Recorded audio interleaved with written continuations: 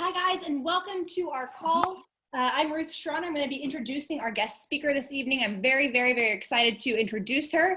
Autumn Calabrese, who is the creator of 21 Day Fix, 21 Day Fix Extreme, Hammer and Chisel, Country Heat, and coming soon, 80 Day Obsession. I could not be more excited to learn from her. I hope you guys are ready to learn, absorb, take it all in. Myself, as well as Artina and Ashley and Carrie, had the privilege of being in her test group, and just an insane program. I know a lot of us have all started on 21 Day Fix. 21 Day Fix has changed our lives, taught us how to eat, helped us overcome all of our yo-yo dieting and all of those things. So we couldn't be more excited to have you on our call tonight, Autumn, and I'm going to pass it over to you and you can take it away. Well, thank you. Hi. Hope everybody's having a good night. Thanks for tuning in. Let me ask you, Ruth, is this all coaches or coaches and challengers? Coaches and challengers. Okay, great. So I've been doing a bunch of calls.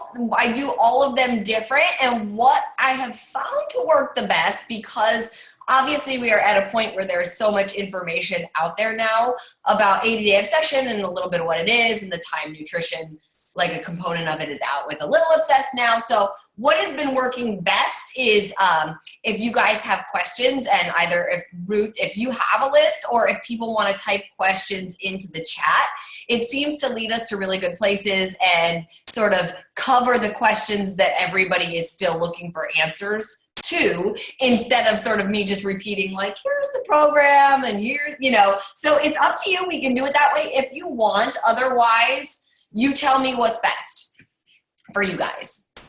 If you want to start and kind of tell, because I know when I started this program, coming from my past of trying to grow a booty and trying to do all these things, hearing how this program came to be gave me a lot of confidence in regards to the time and the effort and what you found while developing this. So if you want to start with that, and I'm sure the questions will come piling in through there, and then we can kind of hit on those. How does that sound? Yeah.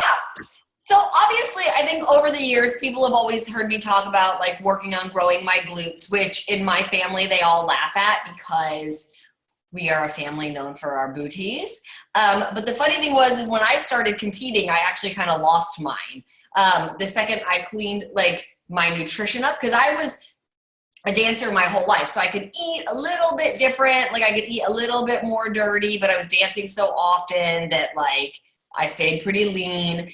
And the second I really cleaned my nutrition up and started eating clean and didn't have maybe extra carbs or dirty carbs or things like that, my booty shrunk. So it was always a work in progress for me. But to be perfectly honest, that's not really where the program came from, at least not for me. It wasn't about my goal or my results, because that is something I can work on all the time. When Carl presented the idea to me, for Carl, it was, hey, let's do a butt and abs program. Those are the two big things that everybody wants to work on, female-wise, right? And so he was like, let's do it. And I said, that's great. For me, as a trainer, I sort of look at it a little bit differently. Like, the aesthetics come, but they're not my number one priority for you guys. Because here's the thing.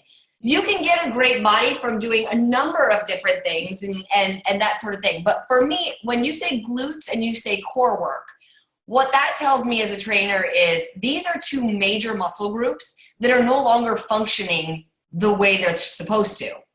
So we sit on our butts all day long, which means our glute muscles aren't firing properly, if at all, anymore. And same thing with our core muscles. We sit all day, we're slouched over, we're not sitting up tall, holding our stomach in, so our core doesn't work. Both of these muscle groups, when they don't work properly, can lead to back injury and hip injury and knee injury and all these other things.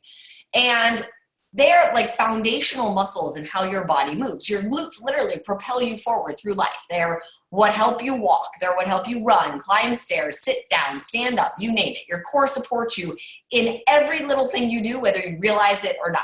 So as a trainer, for me, it's really important to create a functional training program that was going to get these muscles working again. Because if they don't work, you can't shape them, train them, grow them, or do anything else anyways. And that honestly is, I think, so when people are like, oh, I don't like the way my butt looks, it's flat from sitting all day, or it doesn't have the shape, like how do these fitness competitors get the shape? You guys, they get the shape because they've trained their muscles to fire properly. And that is one of the biggest things that I learned, even for myself. I have a bunch of injuries from dancing my whole life, all the way from when I was a kid up through being an adult. I have injuries that come from not even when I was dancing. I had a serious hip injury when I was 5 years old that caused a lot of issues. So for me, my glutes weren't working properly, not because I was necessarily sitting them all day, but from my body being out of alignment and not necessarily doing the right exercises to get them working first. So for me, when I went into creating the program and trying to figure out, okay, what's the best way to go about strengthening these muscles, getting them turned on, strengthening them, and then shaping them, right? Because obviously that is a goal, like, of the program, is to shape them and make them more lifted and that sort of thing. These were the things I was taking into consideration. I also hate seeing fitness experts on social media post things like, do the squat challenge to grow and shape your butt. It's not true. It's a lie. That's not right. Your glutes are an assister muscle in a squat. They're not a prime mover. So, you do enough squats, obviously your butt is helping in that movement pattern. So sure, it'll help a little bit. But wouldn't it be nicer if I told you could lay on your back and do hip thrusters and actually get way more out of it? Because you can. And you're going to do a whole lot of them in 80-day obsession to get that muscle firing. So that was the other thing. I was like, man, like, as a fitness expert, I want to get the right information out there to people so that if that is a goal, that you can at least attack your goal appropriately and with something that's going to help get you there. And that's why we use things like the loops and the sliders, because those two pieces of equipment, it's not about them looking fun or looking cool. Those two pieces of equipment really allow me to target and go in deep and isolate the muscles. So isolate your glutes or isolate your core or any other muscle group that I so choose to use those two pieces of equipment on. And that's what really works. So for me, when I started working on the program over a year ago, the first thing I said was, like, I'm going to throw out everything that, like, we sort of see, like I said, popular in social media and fitness magazines about squats and all this stuff. And I was like, I'm going to just try something. And I started with, like I said, things on the ground, like glute bridges and heel presses up and down, and these little moves that would really isolate the muscle group. And it was funny because I would do these and I would sort of like create mini workouts to see how they were working. And I would get up the next day and be like, oh my God, my glutes have not felt like this in for maybe ever. Like, they would be so sore. And I'd be like, oh, I got a nice little pump going. Yes, that's working. And that's how, like, when I create a workout program, I really am the first guinea pig of the program. I test, I try it out, I see how it works. Then I try something new and I see if I like this better or that better, and I go through it. So that's really how the program got developed, was me taking into consideration, how do I get these two major muscle groups working, and then functionally train the rest of the body in addition to it, to burn calories, to shape your body, to do all of these things that we talk about doing. So for me, when we advertise it, we say things like, do you want a firm, rounded, lifted booty and shredded abs? I sort of cringe at that description, because to me, 80-Day Obsession is so much more than that. It really is a total body transformation program with a really strong emphasis on glute and core training. Like, that's, like, if somebody were to say, describe 80-Day Obsession to me, that's what I would say. It's a total body transformation program with a really strong emphasis on training your glutes and your core. That's what the program is. It's not just, and I think, especially because I always get asked, well, how do you explain this to a guy? I think if you explain that to a guy, that is way less girly sounding than, would you want shredded abs and a round butt? Like, I don't know really many guys that are going to be like, yeah, I do. So I think just explaining it as a more scientific and more well-rounded approach that it is, that's a good way to start it off. I'm going to start looking at your guys' questions over here, because I'm sure with everything I just said, that probably already led to some. So let's see what we have. Come on, things scroll. There we go. My computer is being finicky. There's definitely a lot about, the time nutrition. I'm sure there is. I am talking about this until I'm blue in the face. You guys are never going to want to talk about time nutrition again. Will it be manageable to do the vegan plan without soy? Yeah, soy is just one of the things listed on the red list. So yeah, you definitely can. You'll just be limited in your options for reds. So you might get a little more bored. The vegan plan is what it is. Vegan nutrition is what it is. There just aren't that many sort of red options when it comes to the container system, right? Because you guys don't have the animal protein option. But we obviously have vegan Shakeology, and beans are listed on there and that sort of thing. So there's other options. It's just going to be limited. So you need to get maybe creative with your seasonings or something like that to make it a bit more interesting. But it's totally doable. Okay, will the peak week workout as a true peak week, well, I'm assuming what they're asking is it a true peak week like in a competition? There is no one true peak week. I don't know if you know this or not, but every fitness competitor does peak week differently. And peak week is whatever that competitor or that competitor's coach deems the right thing to do for that person for their peak week. This is my peak week. So how I wrote peak week for this particular program. So I'm not really sure what that means in terms of is it a true peak week or not? Some competitors, if you're getting ready to take the stage, you stop lifting 3 or 4 days before you take the stage. Obviously, we're not going to stop lifting. We're not taking the stage anywhere at the end of this. And if you are, then you would stop lifting 3 to 4 days before you would make sure you finish my peak week for this program a week before that. The workouts in peak week, which is week 13, there's 2 workouts from every phase. So 2 from phase 1, 2 from phase 2, 2 from phase 3. These are the 6 workouts I've sort of picked as my favorite and maybe hardest in each phase of the program. And there is an option for peak week nutrition, which is carb cycling, which if anybody did 21 Day Fix Extreme, you know what that is if you followed the Countdown to Competition meal plan. It's very similar. It's not identical, but it's very similar. And it's only an option. And I say that on purpose because let me say this. When you get into eating clean and following the time nutrition and following the container system, you guys, that works in and of itself. And most people on that program don't feel deprived. They beat their cravings within the first few weeks. They're sleeping better. They have more energy, all this stuff. And a lot of people, when I gave them the option for peak week nutrition, sort of messaged me, and it was like a 50-50 almost, where 50% of them were like, yeah, I'm all in, peak week nutrition, let's get super shredded, let's cut those carbs on certain days. And I was like, great, good for you, here's the peak week nutrition. And other people emailed me and were like, I'm not going to follow peak week nutrition.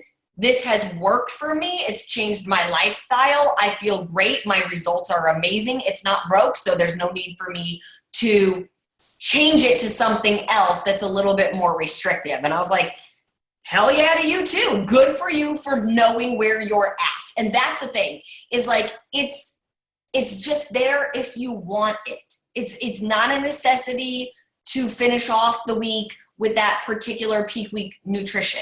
So I just like to point that out because I don't want people to feel like I have to do this harder version of the nutrition plan to see final results. You don't. You'll still get great results. You get a little bit more dialed in, a little bit more shredded if you follow the peak week nutrition. So that's what that's there for. Let's see. What are your recommendations for a pre-workout meal if you're working out in the morning? Okay, so let me just say this, and I did a video about this yesterday. It's on my Facebook page. So here's the thing. When we released the nutrition for A Little Obsessed this weekend, what you guys need to realize is that is a nugget from 80 Day Obsession. It's the workout block only from 80 Day Obsession. And I will be the one to take blame on this. We have a whole team, but I kind of said, I was like, this was my fault. I overlooked something. So in 80 Day Obsession, we address the early morning workout people a little bit more. And this is a little bit hard to explain because you guys still don't have the meal plan for 80 Day Obsession in front of you. But the way the 80-day obsession meal plan is you see your workout block, and then there's 3 more meals throughout the day, right? Because there's 2 meals in your workout block, and then there's 3 other meals throughout the day. So you eat 5 times a day. So the other 3 meals are listed as meal option 1, meal option 2, and meal option 3, and it tells you what containers go with each of those meals. In 80-day obsession, I explain it as, if you work out early in the morning and the pre-workout meal looks like too much food for you, you can sub it out with meal option 1. And meal option 1 was designed to be a smaller meal on purpose so that if somebody wanted to swap it out with a pre-workout meal to have a little bit lighter meal, they could. And it's very easy to make that meal a Shakeology meal if you wanted to, because for most of the brackets, it's like a red, a purple, green. Some of them get a teaspoon, some of them don't. So anyways, point being, I should have had them put that meal option 1 with the A Little Obsessed Nutrition, and we didn't at first. It's being corrected. And as of some point tomorrow, I don't know exactly when, because it's not a quick fix. We've been working on it all weekend long because there's a technology that has to happen for them to go in and update it, and there's graphics that have to happen for them to go in and update it. But they will be going into the A Little Obsessed Nutrition Plan and updating it and listing what meal option 1 is if people want to swap that out for the pre-workout meal, because it's the smaller meal. The other thing that I'm adding into the A Little Obsessed Nutrition is a little extra language there for my early morning people. And it says, this is not verbatim, but this is close to what it says. If you work out super early in the morning and the pre-workout meal is too much food for you, you can swap it out with meal option 1. If you're going to eat less than an hour before your workout, just allow yourself enough time to digest. So if you process what that means, that's essentially me saying you don't have to wait an hour to an hour and a half before the workout to eat or to digest and go eat. You need to know your body and know how long it takes you to digest. I'm the person, you guys, I don't wait an hour to an hour and a half. If I'm being completely honest, I don't wait an hour to an hour and a half after I've eaten my pre-workout meal to go work out. If I did that, I would actually make halfway through the workout and then just tank out. My blood sugar would plummet. I'd be starving midway through the workout, and I would be like, oh my gosh, I need to go eat. And you'll actually see it happen a couple times in 80-day obsession, where I ate the hour to an hour and a half before the workout, and I barely had enough energy to make it through. The reason it's written this way is because on average, most people need a longer time to digest, right? So that they don't puke in the middle of a hard workout. So I don't want you to be puking in the middle of a hard workout, which is why I say wait an hour to an hour and a half. I also don't want all the blood sitting in your stomach digesting your food during your workout instead of flowing to your muscles, which are what is working during workout. So you don't have to panic and think, oh my gosh, unless I get up and eat at 3:30 in the morning, I'm not going to get results and I can't follow timed nutrition. I'm giving you permission. I'm giving a little permission, a little leeway to my early morning workout people to eat the smaller meal and allow a little less time between the meal and their workout if it works for them. I'm not saying don't follow timed nutrition. I'm not saying you can go longer than 3 hours without eating. I'm not saying you can mix your containers in any order you want them to. That's not what I'm saying. I'm giving the early morning people an option so they don't have to get up at 2:30 and 3 o'clock in the morning to eat before their 4:30 or 5 a.m. workout. So hopefully that makes sense. So just check the A Little Obsessed Nutrition tomorrow at some point, a couple times throughout the day until you see the correction made. And then you'll be able to follow that, and that should make more sense for you guys, hopefully, that language is being added in there and that meal option is being added in there. Okay, let's see. What else do we have? How can I market this to men? Well, I just sort of actually went over that, but I think here's the thing, you guys, we had men go through the program. They had amazing results from it. They absolutely loved it. One of the guys in the test group, Danny Delgado, is a former Major League Baseball player, and he had fantastic results. He said it was the first time he felt like he was training like an athlete again since he retired from Major League Baseball.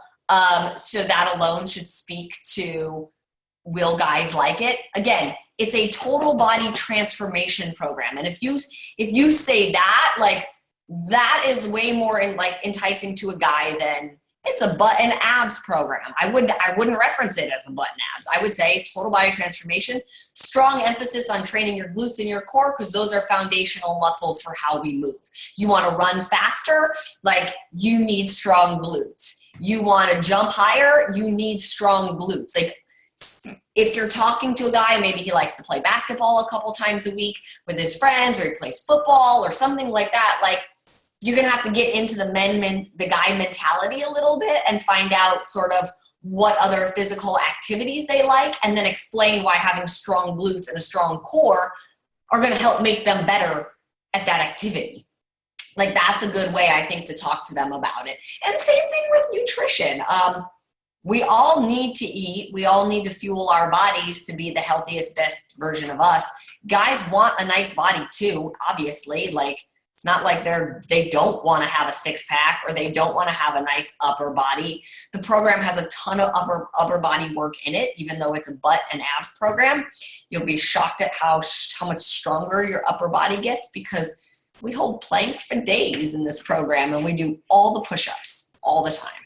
So I think you can just touch on those aspects with a guy, and that should hopefully entice them. But also, go on 80-day obsession, grab the photos like of the guys that had amazing results, post those, talk about those, reach out to those guys and ask them what their experience was with the program. Like, that's going to be the best way for you guys to talk to another guy. Like, look on social media and find out who the guys were in the original test group.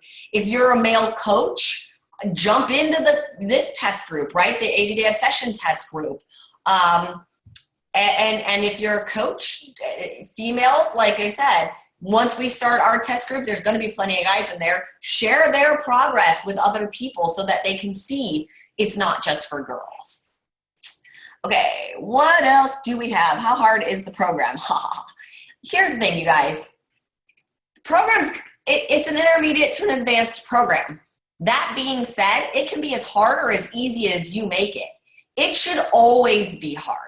Any workout program you do should be hard, because you should be pushing yourself to your max. I could put on a workout from 21 Day Fix right now and push myself just as hard in the 21 Day Fix workout as I push myself in the 80-day obsession workout, and I'll be gasping for air, muscles burning on fire, and I'll get a killer workout, because I'm going to push myself. I'm going to grab heavier weights when I can. When I'm doing high knees, I'm going to run them out faster. I'm going to lift them up harder. I'm going to engage my core more. I'm going to try to get lower in my push-ups. So if you're pushing yourself, it should be hard. I think there's this like sort of weird conception of like, we want it to be hard, but not too hard, right? Like, and in order to have change, it has to be hard. If it's not hard for you, you're not working hard enough to change your body. So keep that in mind. Every time it gets really hard, every time you're struggling and you want to get frustrated, remind yourself that that is exactly what you need to change, and be like, oh shoot, this is where the change is happening. Like, this is what I need to lose the weight. This is what I need to sculpt my body. This is what I need to change my life. If you're doing a move and you're like, this is so easy, you should remind yourself that that's getting you nowhere. It's not getting you any closer to your goal of weight loss or being healthier or being stronger or any of those goals, because what's easy doesn't change you. So it is, like I said, it is intermediate to advanced, but anybody can do it, because you can modify the modifier if you need to, or you can push as hard as you want to push. So yeah, keep that in mind, that you can make it as hard as you want. What are your recommended workout times, eating times for the best results? There's no such thing. There's no such thing, you guys. It's not that serious. You work out whenever works out best for you. If you're an early morning person, then you work out early in the morning. If you're the person who works out late at night because that's what works for you, then you work out late at night. In terms of the timed eating, it's every 2 to 3 hours. I don't have to say meal one has to happen at 4 a.m. That's not what time nutrition is, and won't determine your results or not. What will determine your results is, do you eat the containers I tell you to eat at the meal I tell you to eat it in, spaced out every 2 to 3 hours? And do you push hard in your workout? And do you do your self-care? Those are the 3 components of being successful with this program. There's some days where I work out at 8 in the morning. There's some days where I work out at 2 o'clock in the afternoon. That doesn't make or break my results. It doesn't change my nutrition throughout the day. My workout block stays with me wherever my workout goes. What matters is that I'm eating my meals in the timely fashion that I'm supposed to. So every 2 to 3 hours, that I'm eating the right containers. I'm eating all my containers. I'm fueling my body before my workout. I'm fueling my body after my workout, and I'm getting enough rest and doing my self-care. So that just isn't important. I don't want you guys to worry about it like that. I just want you to make it work with whatever works in your day. Can you share how and why the time nutrition is so key in this program compared to just using the containers throughout the day when you want to? Yes. So using the containers is a great way to start learning to eat healthy, to eat foods in the right portions, to keeping your macronutrients balanced in terms of the entire day, right? You're getting the right amount of healthy fats, healthy protein, and healthy carbohydrates each day. Time nutrition steps that up a notch because now, yes, you're getting all of the macronutrients that you need in the day, but what I'm doing by telling you guys what containers go at what meal and how often to eat is I'm keeping a steady, balanced supply of macronutrients going into your body throughout the day. So I'm keeping a balanced supply of healthy fat, healthy carbohydrates, and lean protein at all of your meals. You know, how many of us know people out there who hate vegetables and they're like, oh, I get 3 green containers in a day. I'm going to eat 1 big salad, get my veggies out of the way, and be done with it. Okay, that's a start for somebody who doesn't like vegetables, but you didn't spread your veggies out throughout the day. So you're not getting that steady dose of fiber throughout the day. There's only so many nutrients you can take up at one time. So by eating all of your vegetables in one sitting, you might not be able to absorb all the vitamins, minerals, and nutrients from all of those vegetables, because like I said, there's only so much your body can break down and absorb in one sitting, and then the rest just gets excreted as waste. But if you spread those vegetables out, serving by serving throughout the day, you're able to take in all of those nutrients every single time. Same thing with protein. Sometimes people are like, oh, I'm going to have this huge serving of chicken or something. There was a guy I used to work with at the gym. Not skinny, but super lean and shredded. But he would eat a whole chicken at a time, you guys. A whole chicken. It was like the nastiest thing I'd ever see because he would do it in the break room at the gym. And we all would just laugh at him and we're like, but why? You can't absorb that much protein no matter what. So like you're just making your system work harder to get rid of that stuff. But you know, in his mind, he's like, I need protein for muscle. And I'm like, okay, well, you're not getting it. You're only getting so much because your body will only absorb so much at one time. So all of that is why the macronutrients are balanced in all 5 of the meals compared to just having you guys eat your containers. And again, eating your containers, great way to start. Obviously, we saw amazing results with things like 21 Day Fix, Fix Extreme, Hammer and Chisel, Country Heat, and it's incorporated into all the programs. But the time nutrition steps it up a notch. I had people in the first week of 80 Day Obsession, not even the first week, the first 3 or 4 days, were going, what is going on? I lost 5 pounds in 3 days. And I'm like, it's time nutrition. And these are people who typically would follow like the container system and that sort of thing. And maybe they were eating a little bit off because we did just get back from Summit. But it works, and it works that much more effectively when you fuel your body in that manner. So that's why it's so important. Okay. Postpartum concerns. I have mamas asking if they can do this with core separation. Depends on how much their core separation is. 2 fingers or more, that's sort of cause for surgery. And they should definitely talk to their doctor about it. That being said, 80 Day Obsession is very different in terms of the core training in this program. 95% of the core training in this program comes from plank work. And plank work is the best kind of work you can do when you have abdominal separation. But nonetheless, they still need to be very careful because we're not just holding plank. We're doing like knee tucks in and stuff like that. And if they're not holding their abdominals in, then they would still be forcing it out, which could still cause hernias if they're not holding their stomach in. So best to check with their doctor about how their doctor feels about them doing core work, plank work, that sort of thing. And if they're cleared from their doctor, then they can give it a try. But that's one to check with the doc on. For breastfeeding mamas, will this affect supply, or do we just go up a meal plan like other programs? You guys, I addressed this in the guidebook, and with 80-day obsession, this will be one of those times where, especially for coaches, I will yell at you guys and say, read the guidebook, because we actually, myself and the team, we really took everything into consideration and tried to preemptively answer all major questions in the guidebook, breastfeeding being one of them. And we explained to you, you're going to just eat in maintenance. And if you need to, you might need to move up one bracket above that, but you're going to start in maintenance. So that is definitely addressed in the guidebook, along with vegan stuff and if you work out at different times of the day, if you use the performance line versus if you don't use the performance line. Like I said, we address the early morning workout people and what they can do to sort of move things around a little bit to make it work. So we really put a lot of time and effort into the guidebook. So I can't say it enough to read the guidebook. And then also I recorded several videos, informational videos about the nutrition as well. So watch them. Because you'll learn a lot. It's me either talking to the test group via Facebook, and so questions are coming in, or me teaching the cast, because you have to remember my background cast didn't know how to do this. They had to learn it too. It wasn't like they were taught ahead of time. They got taught 4 days before we started filming how to do the nutrition. So they learned it just like you guys are going to learn it. So it's in there, but definitely read the guidebook. Had a question today from someone who can't drink Shakeology, but is open to trying Daily Sunshine. Will that work as a replacement?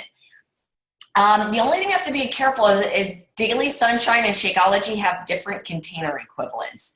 Shakeology is a red.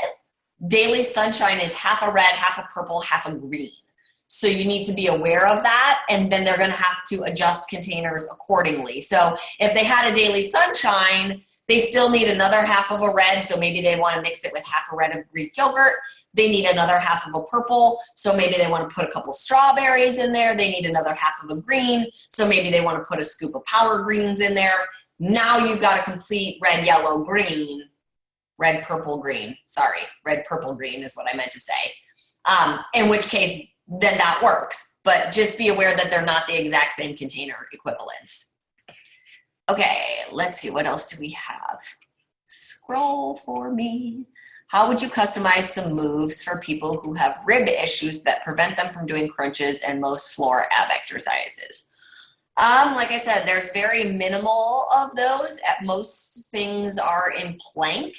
It's a little bit hard to say or describe without knowing exactly what the person is feeling, so I can't really prescribe that while we're on a call like this. But what I would say is if you find certain ab moves that work really great for you, and then you find other ab moves in the program that don't, sub in the ones that do. Like, again, you just make it work for you. That's all you really can do, is adjust to what feels the best for you. But there should be plenty of plank ab exercises that you can definitely do if you come across a few that you can't. What would you eat and what time before your workout if you worked out at 5:15 or 5:30? So you guys, here's the thing, I'm gonna give you tough love. I can't program for everybody. And again, I don't know how your body works. So I don't know how long you personally need to digest. I don't know what foods you like compared to what I like. Look, fitness and clean eating is just a way of life for me. So I don't get my pants in a bunch if I have to eat cold food sometimes, or if I have to eat what wouldn't seem like a normal breakfast food early in the morning. It just is what it is. Like, I love food, don't get me wrong. I absolutely love food. I am Italian. My family grew up, my dad owned restaurants. Like, I grew up on pizza, pasta subs, and New York style cheesecake.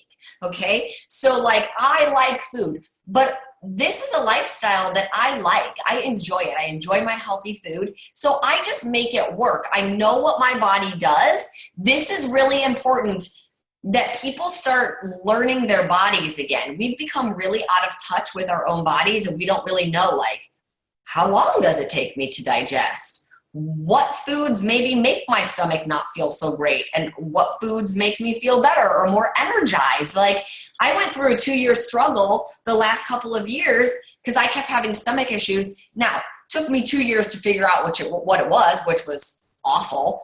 But it turns out I had food allergies. And I didn't know it. Like, I was at doctors after doctor after doctor. Nobody tested me for food sensitivities because all the doctors looked at me and went, "You're the healthiest person I've ever seen. You have the best numbers I've ever seen. Nothing's wrong with you. It's in your head. It's stress. Slow down." And I was like, it's not stress. I know my body. This is not stress. There's something wrong. So I kept searching for answers, finally found a doctor who ran blood tests for food sensitivities.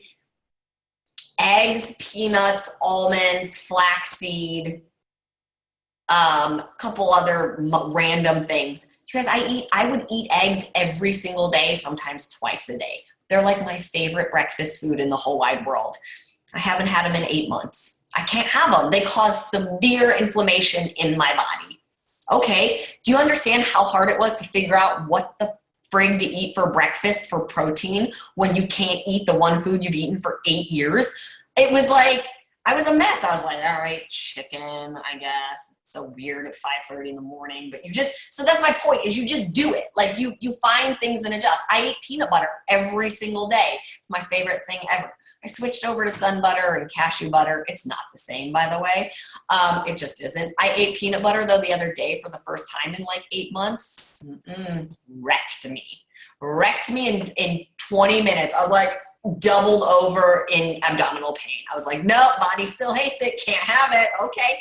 So this is what I mean about learn your body and learn what works. Like I said, I know I can eat and go right into a workout. If you can't, you got to allow for that. So, play with it. Think about it. Start thinking about your meals now, about what you might want to try. Start experimenting even now as you go through a little obsessed with what kind of timing did I need? What foods did I find that I liked, right? So that when you go into 80-day obsession, you feel more prepared for it. Check out the recipes on Fixate. We got tons of them on there that are going to be great. Bobby and I even just filmed recipes specific for 80-day obsession and different container equivalents for different meals. So check those out. Okay, I'm 8 weeks pregnant and was really looking forward to doing this program. Would it be okay to do in early pregnancy? No. No, you guys, 80-day obsession really just is not a pregnancy program. And it's very rare that I would say that. In fact, I don't think I've said that about any of my other programs. I've always said it's okay if your doctor clears you on it. This is one that I personally don't think is a good idea when you're pregnant. The workouts are intense. Bring the heart rate up and we keep it there, especially on like our cardio days and that sort of thing. And keeping your heart rate that high when you're pregnant, not a great idea. We do a lot of work on our back through the entire program. You're really not supposed to be on your back after 14 weeks pregnancy. We go into inverted positions, sort of like donkey mule kicks and certain things in cardio flow. You should never really invert when you're pregnant, especially towards the end. It confuses the baby. And the last thing you want is a breech baby. We work balance quite a bit. Balance goes for a pregnant woman fairly quickly when she becomes pregnant because your body starts releasing a hormone to help your joints loosen up so that you can birth the baby easier. So putting loops around your thighs and doing walking lunges and things like that, maybe not the safest idea. This is just one of those ones, like I said, you save it. You save it where it's there for you. It's waiting after the baby's born, when the baby's sleeping through the night, when you can dedicate some time to yourself and make sure you're eating every couple hours like you're supposed to. You can do the workouts like you're supposed to. You can get enough sleep. Do it when you're going to feel great and get great results and not feel like that program was too hard. I feel defeated. I couldn't do it. Don't set yourself up like that. And again, nothing is worth risking the health of you or your baby just because it was too hard. So don't do that. I think you've answered most of the questions. There's some repeats in there. They get okay. specific. And I know that, you have a family to tend to as well. So I would ask you if we could end on this question, because I think it's very important for people to remember as we go along. I know in the test group, there are so many different body types and people responding to different meal plans. So can you touch on trusting your meal plan option and then trusting to bump up if you need to, and why bumping up can be beneficial and kind of that piece of the nutrition plan? You guys, it's a detailed topic, and so it'll be one that I get even more into when the program is out and people actually start going through it. But here's the thing. There's sort of the old school theory of calories in versus calories out, right? So if you burn more calories than you eat, you're going to lose weight. Kind of. Not always entirely accurate, because that works when you're sedentary, I guess. But the thing is what athletes need to take into consideration and why athletes eat more than you would expect them to is because of the amount of muscle that they have on their body, right? Lean muscle burns more calories than fat burns. And you're building a lot of lean muscle in this program. I said lean muscle, you're not getting bodybuilder bulky, but you're building lean muscle. Your metabolism is going to be on fire, okay? So you need to, when you first do the program, you need to decide, am I eating in weight loss or am I eating in maintenance in phase 1, okay? In the first 2 weeks of the program, you need to stay with whatever you picked, because in the first 2 weeks of the program, pretty much everybody's going to go through some version of a detox. It's the holidays, we're eating foods that we wouldn't normally eat, we're drinking a little bit more, all of those kinds of things, right? And then you're going to start 80-day obsession, and you're going to clean your nutrition up and hopefully cut the alcohol out because you're supposed to, and all these things. And your body will detox from all of those processed foods, alcohol that's in your system. Detox symptoms are things like headaches, nausea, achiness where it could feel like flu, tiredness, irritability, okay? All those things are detox signs. All those things are also signs of under eating. But in the first 2 weeks of the program, chances are you're not under eating. Chances are you're just going through the detox. So I try to get people not to bounce all over the place if in the first 4 or 5 days the scale didn't move 5 pounds, and say, oh my God, you lost 5 pounds, and they're going, something's wrong. There's a lot of things that happen in our bodies when you work out and when you eat clean. When you start lifting weights, our bodies have what we call a cortisol response. That is a stress response. You know, when they say, oh, you're stressed out, you release more cortisol, and then that's why some people gain weight, especially around their midsection. Okay, cortisol is triggered from stress. Stress can come from anything. There's good stress and bad stress. Your body doesn't interpret them any differently. Stress is stress. Weight training is stress. So some people lose weight right away in the first week or two, and other people get this cortisol response where their body's like, whoa, this is different. What the heck's happening? And they might actually feel swollen and puffy, and the scale might go up a pound. You didn't really gain weight. It's water retention. It's part of what happens when you're lifting weights. So there's a lot that happens in the first 2 weeks of starting a new program. Everything from detoxing to this cortisol response and everything. And then by week 3 and 4, your body sort of adjusts and calms down, and you'll probably see a pretty decent number of weight loss in the first phase. That's about 30 days, okay? Then we enter phase 2.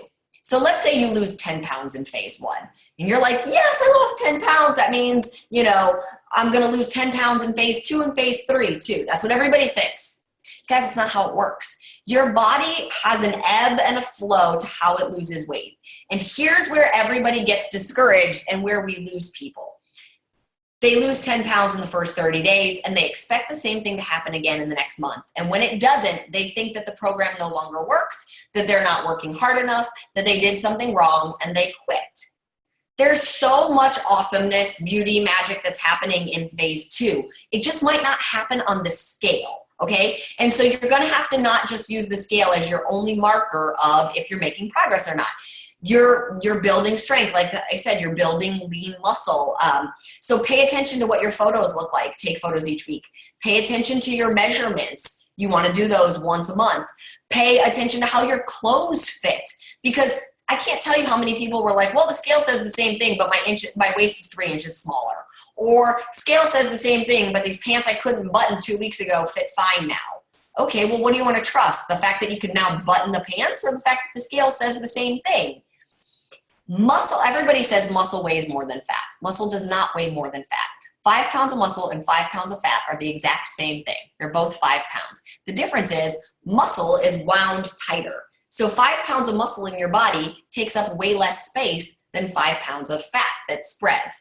So that's why you'll see inches go down on the scale and maybe the number doesn't, because you've converted to lean muscle. You've gained lean muscle, you've burned off fat. So you've sort of done an even switch, but you look leaner, you're way stronger, clothes fit way better. It's why we can't only look at the number on the scale. So phase 2, lots of things are happening. It doesn't necessarily mean that you're not making progress if the number on the scale isn't moving. That being said, some people started in the weight loss zone, right? They were like, okay, I'm gonna do the weight loss formula. And after the first month, they were messaging me and they're like, the scale's not really moving. I'm crabby all the time. This feels really hard. I'm like, you're under eating. No, I'm in my weight loss zone. I have 10 pounds I want to lose. I said, okay, I need you to trust me right now and bump up to maintenance. Actually, you don't even have to necessarily bump up to maintenance, because for some people, let me see if I can explain this to you guys. The brackets are on a sliding scale of 299 calories. Do you guys know that? That every bracket has a 299 calorie range. You can see it if you look at it. It's like bracket 1's like 1,200 to 1,499. So let's say you're at the top of bracket A for weight loss. Let's say you're at 1,475 when you do your calculation. That's the top of bracket A. If you were to do your maintenance formula, it would move you up to bracket C because of the calorie difference. So if you're in bracket A and you're always hungry, you're always crabby, and you don't see the scale moving, you can go from A to B. B is your middle line, right? Still weight loss, but it's not quite maintenance, but it's more than you were already eating. You can spend 2 weeks eating in B and see how you feel. I always say give it 2 weeks, because you need to give it time for your body to adapt to the new thing that you're doing. If you're eating in B and you're like, nope, still hungry, still tired, still crabby, can't recover from these workouts, then you move up to maintenance and you see how you feel. And more than likely, you'll be fine. You guys, I eat in plan C. If I were to do my calculation, it puts me at the bottom of plan A. My maintenance technically tells me I'm supposed to be in B. I eat one bracket above maintenance. That's where I need to be to maintain my size and to maintain the amount of muscle I have on me, and to make sure I don't kill people, because I turn into a raging, cranky person if I don't have enough fuel in my system. So this is one of those times where you're gonna have to trust that you shouldn't always be eating in A. Like, everybody thinks that, oh, I wanna lose weight, I'm just gonna eat in A. I had one girl in the group, you guys can look her up, her name's Kimberly Lima.